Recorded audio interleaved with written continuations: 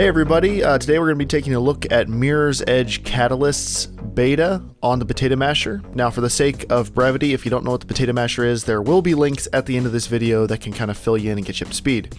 But here is Mirror's Edge Catalyst on the Potato Masher. Now, I have to say that I'm not super impressed with how this is running so far, and I don't think it's necessarily the Potato Masher's fault.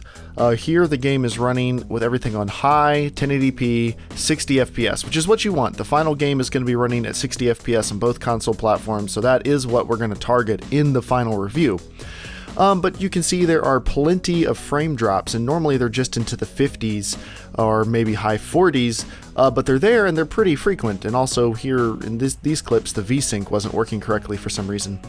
So I thought, okay, no big deal. It's on high settings, right? Well, I'll just lower the settings and we'll see, how much better it runs. Well, even lowering the settings to low at 1080p, there were still the exact same frame drops, and the GPU usage will spike to 98 or 100%, and then it'll drop, and the frame rate will drop along with it, which shows that there's some sort of bottleneck or some sort of optimization issue that hasn't been worked out. And that's okay, this is in beta, so you wouldn't expect it to run perfectly. It's an issue if it runs like this in the final release, and hopefully it won't. But just to be thorough, I went ahead and lowered the resolution to 900p, and at medium settings at 900p, it still had a lot of frame rate drops. Overall, it was better, but it definitely didn't fix the problem. So in an effort to go as far as I could to see if it was the Potato Masher at all, I lowered to 720p, low settings, 60 FPS. So this is an extremely low graphics settings, and it still had frame rate drops on a pretty often basis. It was the exact same story. The GPU usage stays really high, or that it spikes, and then the GPU usage drops real quick and the frame rate drops along with it. So I think there's just some sort of, whether it's a streaming error or some sort of optimization block somewhere, something's not right so far. I see mixed things online. Some people are having this game run really well. Some people are having a ton of issues like I am with the Potato Masher. So it's definitely a bit of a mixed bag, but what I can say is when the game is running well, it looks really good. The original Mirror's Edge was really good looking for its time, and this looks like this is going to carry on that tradition.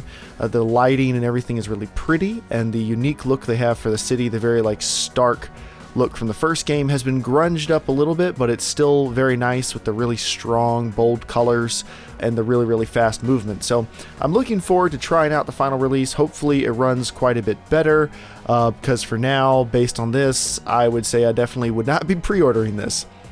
So if you like this video, click some of the links on screen to learn more about the Potato Masher or to support the project on Patreon. I have more actual review videos coming pretty soon. This is just a really quick preview video. And as a side note, a lot of people have been asking me in the comment sections about the PS4K or the PS4 Neo. I can make a special video on it if everyone wants me to, but I'll just mention this in the next couple videos. I'm not planning on making any decisions until we see what this thing actually is and what it can do, because so far I'm not really convinced it's anything to be worried about or it's going to be that big of a deal. But hey, I could always be wrong. Hopefully we find out more at E3. Alright, thank you everyone for watching and have a great day.